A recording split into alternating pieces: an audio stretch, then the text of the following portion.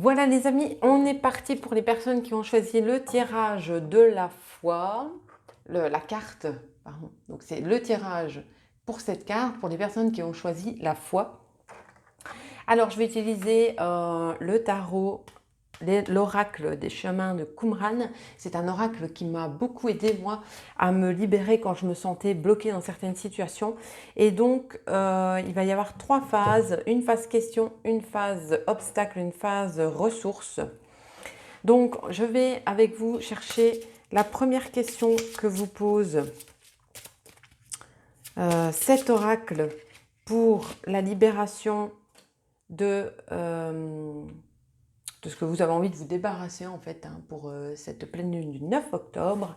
Et la première question que vous avez, c'est « Et si tu passais à autre chose ?» Du coup, il y a peut-être quelque chose que vous avez envie de lâcher. Et la carte vous demande « Et si tu passais à autre chose ?» On va aller voir le blocage, l'obstacle qui peut-être vous empêche de passer à autre chose. On va aller voir. Quels sont les obstacles pour les personnes qui ont choisi la carte de la foi? Premier obstacle. Je vais en prendre un deuxième. Quel serait le deuxième obstacle? Elle s'est retournée dans le paquet. Ah ben elle s'est retournée, du coup je la garde retournée. Je ne mérite pas d'être heureux. On est dans une croyance où je pense ne pas mériter d'être heureux. Alors dites-moi si cette carte vous parle. Donc on serait plutôt dans une croyance à modifier. Il faut savoir que ce jeu, il est très remuant. C'est pour ça que je l'aime beaucoup parce qu'il parle beaucoup à l'inconscient et ça m'a permis moi de mettre en lumière des croyances que j'avais. Et même si je me dis, ben, si je pense que je mérite d'être heureuse, peut-être que inconsciemment, en moi, il y a une partie de moi qui pense encore que je ne mérite pas d'être heureuse. Hein. C'est ça l'idée de ce jeu. Et on a un comportement qui bloque la toute-puissance. Alors, en tout cas pour la croyance, qu'est-ce qui m'empêche de passer à autre chose? Si j'ai l'impression que je ne mérite pas d'être heureuse, en tout cas inconsciemment, forcément ça va me bloquer. Et on a un comportement qui pourrait bloquer. Je vais aller vous lire ce comportement. La toute-puissance, c'est la carte 76. On va aller voir un petit peu ce qu'elle nous dit, cette carte. Vous pouvez noter aussi dans un cahier ce que vous, à quoi vous pensez en termes de comportement qui pourrait vous bloquer, justement. Qu'est-ce qui vous parle avec cette carte de la toute-puissance? Parce qu'encore une fois, ce qui est essentiel, c'est vraiment comment ça vous parle à vous et ce que ça fait résonner en vous, en fait. Hein. Alors, ce comportement va à l'encontre du principe universel selon lequel Dieu, on va reprendre, on ne parle pas ici de Dieu, mais de l'univers, de la source, de ce que vous voulez, selon lequel Dieu, la source ou l'univers, donc, est tout puissant, tandis que nous autres, êtres humains, nous faisons partie d'un grand tout. Nous ne sommes pas ce grand tout. De ce fait, nous avons des limites, ce que l'univers n'a pas. Si nous ne reconnaissons pas ce principe, nous allons adopter des comportements de toute puissance. Donc peut-être attention à des comportements où peut-être on fonce peut-être à travers tout, sans prendre en compte nos limites.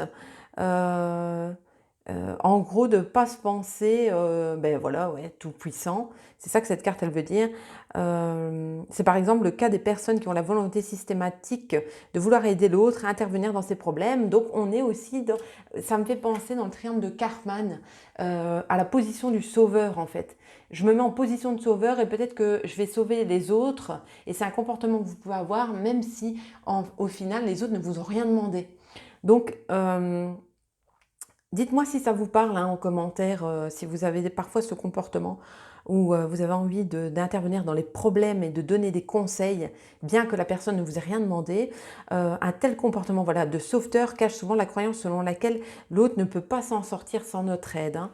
Donc si vous avez tiré cette carte, elle vous invite à réfléchir au principe universel, rappelez ci-dessus, rappelez ci-dessus ce que je vous ai énuméré. Acceptez, vous, la toute-puissance divine ainsi que les limites de l'être humain, jusqu'à quel point.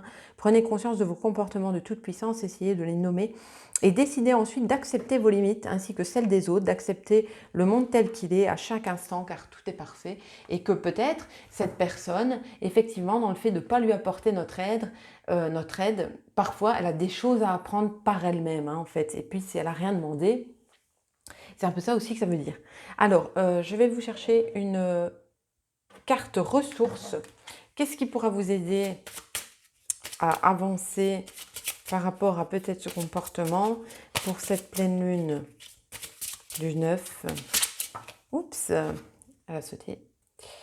Alors, j'ai tiré la carte de l'envie. Je vais aller voir avec vous ce qu'elle veut dire parce qu'on est dans des cartes ressources. Et donc, du coup, on va aller voir ensemble ce qu'elle nous dit, cette carte. L'envie, alors, qu'est-ce qu'elle nous dit? Qu'est-ce qu'elle nous dit, cette carte? Il y a deux types d'envie. Le premier nous est familier car il se fait le reflet de notre jalousie, de notre besoin de posséder, de notre insatisfaction, de notre volonté personnelle d'avoir des choses, car elle nous gratifie, car elle nous renvoie une bonne image de nous-mêmes. Pour bien comprendre le second, imaginez que vous ayez un vrai besoin. Celui-ci prend sa source au plus profond de votre être et s'exprime dans votre corps. Il n'aura de cesse que d'être satisfait et entendu. Or, la voix que va utiliser ce besoin pour se faire entendre, c'est celle de nos envies. Donc là, on parle de nos envies par rapport à un besoin. Donc la ressource, c'est d'être à l'écoute de ses besoins. D'accord? De quoi avez-vous besoin? Nous aurons alors une envie qui émergera dont le but inavoué est de satisfaire un besoin fondamental. C'est ça l'idée de cette carte. C'est d'être de quoi avez-vous besoin en ce moment, ou pour cette pleine lune, de quoi avez-vous besoin de vous délester peut-être, et de décider de le faire ou pas, d'accord? Il nous faudra pour cela prendre en compte qu'il y a un besoin derrière notre envie et avoir à cœur de prendre soin de nous, sans pour autant nous laisser mener du doigt et à l'œil par nos besoins. Être humain, c'est avoir des besoins. Les nier peut être dangereux pour la santé et le bien-être. Enfin, c'est par l'intermédiaire de nos envies que se déploiera notre rêve profond. Il se révélera à nous en nous insufflant des projets et des désirs. Ça va vous permettre de vous reconnecter. Donc, réfléchissez aux besoins que vous avez besoin de satisfaire en ce moment. Comment vous pourriez vous mettre en route pour les satisfaire, et de là pourra émerger d'autres rêves, d'autres projets, d'autres désirs que vous pourriez révéler suite à ça. Cette ressource, elle vous invite donc à faire du tri dans vos envies. Quelles sont celles qui viennent de votre rêve profond, d'un besoin fondamental, et quelles sont celles qui ne sont qu'illusions et issues de faux besoins? Cette carte, elle vous invite à vous libérer et à libérer vos envies, à écouter vos besoins et à les prendre en compte. Dans tous les cas, ça porte une information. Voilà, donc elle vous dit, soyez à l'écoute de vous-même. Alors, je vais vous tirer une deuxième carte question de la Terre pour cette pleine lune.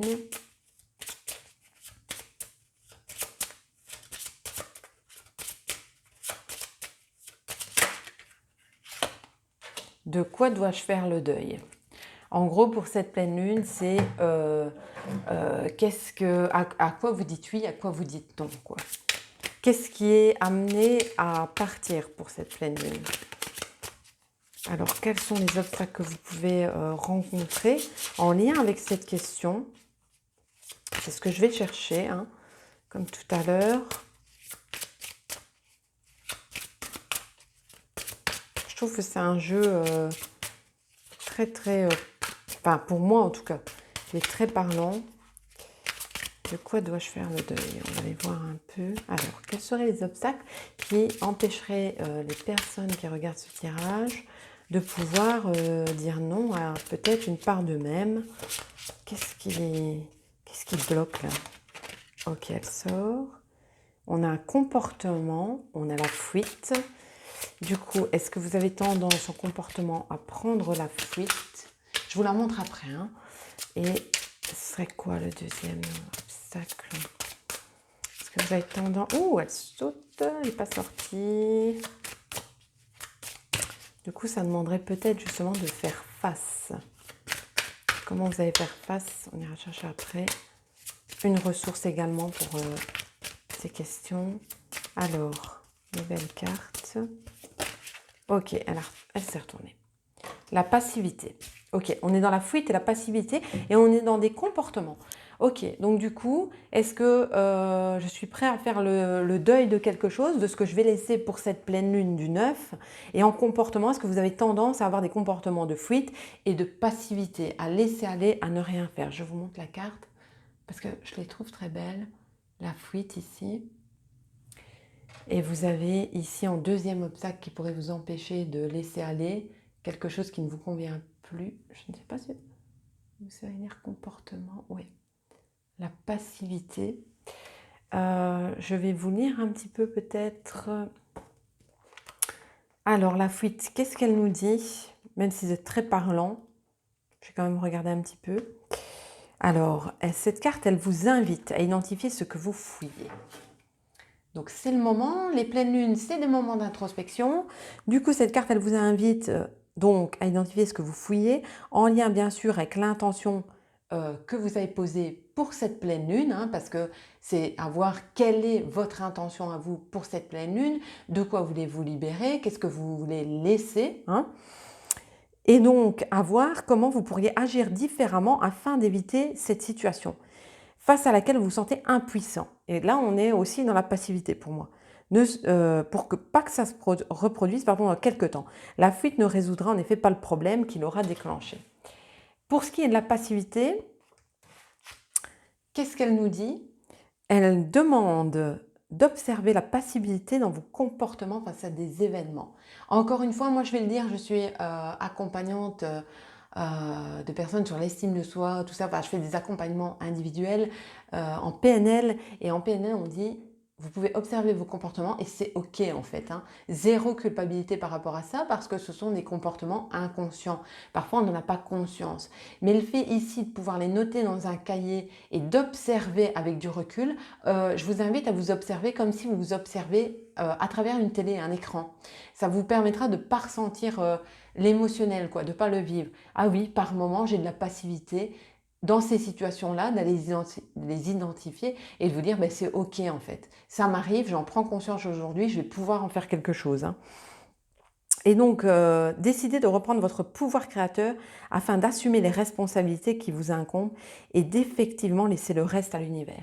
Du coup, elle vous invite à passer à l'action cette carte, de sortir de cette passivité, de la fuite. Et je vais vous chercher une ressource pour ces trois cartes-là également. Ce serait quoi la ressource? Qu'est-ce qui pourrait aider les personnes?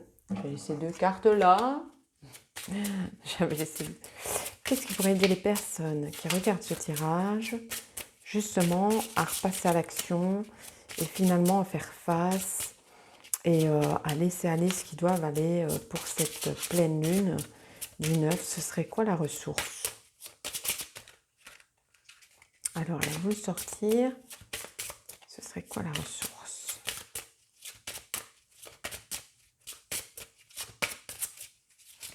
On va aller voir. En tout cas, c'est un jeu que j'aime beaucoup. Il permet des guérisons émotionnelles. Il y a vraiment des tirages super pour guérir des relations, des émotions, des blocages qui sont là depuis longtemps. D'ailleurs, je vous invite, vous pouvez me contacter si vous avez envie d'un tirage personnel. Hein. Je fais aussi des tirages personnels en ligne si vous le souhaitez. Et je mettrai toutes les infos dans la description. Vous pouvez me contacter via ma page Facebook si vous le souhaitez. Alors, quelle est cette ressource? Ok, je vais la chercher. La décision. Et encore une fois, on est dans une ressource où finalement, la décision, elle vous incombe à vous de prendre la décision de, comment dire, d'avancer là-dessus, de reprendre l'action, de faire face. Et voilà un petit peu ce qui ressort ici pour vous, pour ce tirage, pour cette pleine lune. D'aller voir justement, de sentir qu'il n'y a que vous qui puissiez décider de vous libérer de ça. Encore une fois, de vous reconnecter à vos besoins. Ça va vous aider à reconnecter à vos désirs, vos envies et de prendre la décision de répondre vous-même à vos besoins tout en D'allant voir ces comportements. Il y a 2 types de comportements à identifier, les comportements de passivité et les comportements où peut-être je me pose parfois en tant que sauveur et c'est peut-être pas le but, et d'aller voir, tiens, quel est le besoin que je cherche à satisfaire quand je rentre dans ce comportement-là? Quel est le besoin de quoi ai-je besoin là-dedans? Et comment je pourrais m'y prendre pour le satisfaire autrement? Enfin, voilà un petit peu donc pour votre tirage de pleine lune du 9 octobre. Je vous invite à me mettre en commentaire si ce tirage vous a parlé. Si vous a pas parlé, si d'ailleurs dès le début du tirage, ça n'a pas parlé, c'est que c'est pas à vous qu'il est destiné. Voilà un petit peu ce que j'avais envie de partager avec vous à travers ce bel oracle que j'aime beaucoup. Voilà, je vous retrouve pour en tout cas les prochains tirages de nouvelle lune du 25 octobre. Je vous dis à très très bientôt. Je vous souhaite le meilleur pour cette pleine lune, d'arriver à vous libérer de tout ce dont vous n'avez plus besoin. Et je vous embrasse très fort et je vous dis à très très bientôt.